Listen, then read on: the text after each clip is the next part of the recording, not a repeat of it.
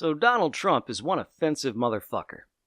Now, this should come as a surprise to absolutely no one. He's a narcissistic piece of shit who hates everyone who isn't exactly like him or fawning over him actively. That's why the only people he likes are the so-called evangelical Christians who will never ever say no to him or disapprove of him so long as he actively is trying to hurt the people they don't like, which is everyone who's not like them or like him. But going back to the beginning of his presidency, he has been just a god-awful, not even the beginning of his presidency, back to the beginning of his not before the beginning of his camp, just back so long as he has been in the news. He has been an offensive motherfucker. But that's not really the problem, because we on the left don't actually have a problem with offensive people. It's never been a problem of offense. We're okay with shock jocks. We're okay with people saying offensive stuff. We're not too worried about people getting their feelings hurt. That's never been a problem for us. That's always been a problem for people on the right. They're the ones who actively want to try and stop you saying bad things because they think words are magic. On the left, it's something entirely different. I recall reading an article some time ago.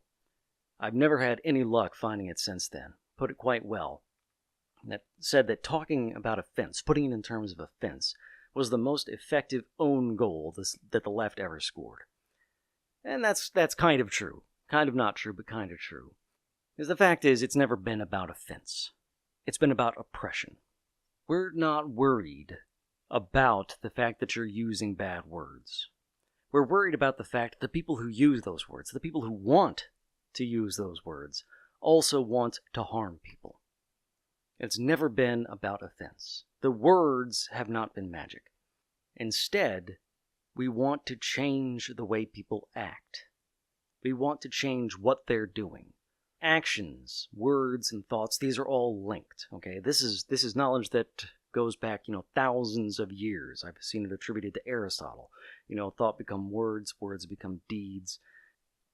Okay, the people who say these things, they're shaping our culture and making those ideas normalized so that actions become more acceptable. That's why we want to end the words. Not because the words themselves are harmful, but because they can lead to harmful actions.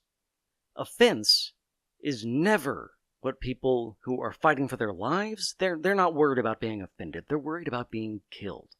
We on the left, we're fighting for brown people of every kind. We're fighting for women. We're fighting for queer folks. We're fighting for disabled people.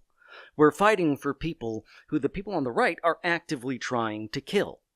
Not necessarily actively killing, but actively trying to kill. They're fighting for their right to make those people's lives a living hell so that they die sooner, earlier, more.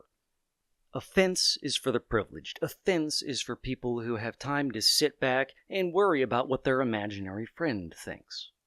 On the left, it's always been about oppression. The reason they put it in terms of offense is because that's the only thing the uptight assholes on the right can understand. Because they don't actually understand oppression. They don't know what it is to be oppressed. So that's why we talk about it in those terms. That's why we say it in that way.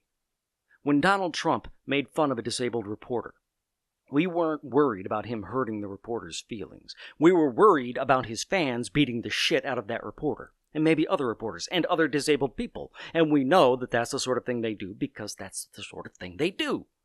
When Donald Trump was making fun of Mexicans, we weren't worried about Mexicans getting their feelings hurt. We were worried about his fans going out and beating the shit out of Mexicans, because that's the sort of shit they do. When he talks about having all the best Jews, we're not worried about Jewish people getting their feelings hurt. We're worried about his fans going out and murdering Jews. We know that that's the sort of thing they do because after he got elected, hate crimes went up across the fucking board. We've never been worried about people getting their feelings hurt. The precious snowflakes are the assholes on the right. We know this because they get so goddamn upset every time anyone challenges their opinions. And they're blindingly white. We're worried about people getting killed. We're not worried about blasphemy. And speaking of incredibly white people getting their feelings hurt, Donald Trump, once again. You may have heard about how he demanded in a tweet, he hereby demanded in a tweet, an accounting of the FBI having a mole inside of his organization. Except it was an informant, and that's just something the cops have always had, and so on. I'm just kind of curious as to why he suddenly felt the urge to make that hereby demand this past weekend. Well, this past weekend as I record this, it'll be weekend before last by the time this gets posted. The weekend of the 19th and the 20th. I think it might have had something to do with a party he didn't get invited to, this really, really fancy party that the Obamas and the Clintons were invited to, and he wasn't, and the bride wasn't his daughter, so he couldn't even fantasize about her in the right way. That's, I think, the impetus behind that. I'm saying that Trump was jealous. He was upset and hurt about the fact that he wasn't invited to the royal wedding. And finally, I would just like to go ahead and talk a little bit about the the sound clip that's been floating around out there. You may have heard it. Laurel versus Yanny. Laurel. I'm one of those binaural people. I can hear it both ways, depending on the time of day and depending on how I'm focusing. Yeah, it's not a huge deal, except insofar as there are some people out there who seem to utterly refuse to accept that other people might have an experience of the world that's even slightly different from theirs. Well, everybody's drawing the same comparison back to the dress, the blue and black or white and gold dress. Just some people go so out of their frickin' minds at the mere suggestion that other people's lives might be even a little bit different from theirs. Okay, your brain is made of meat. It's getting signals from organs made of meat. Okay, these things are going to be different. The signals and the way your brain interprets them, and then the sort of holographic picture of the world it builds up, it's going to be different all over the fucking place. You shouldn't be surprised that other people are going to have slightly different or even wildly different perceptions of the world from you. And I mean, this is something that you can actually look at the stuff on computer, the high-end wave versus the low-end frequencies, not wave, but I mean, it's no wonder that some people are so unwilling to accept that some people might be trans. If they're unwilling to accept that somebody else might see something slightly differently or hear something slightly differently, no wonder they don't understand something as wildly different as being trans. But you could hope that they would take something like this as an opportunity to learn. But they don't. That's really fucking disappointing.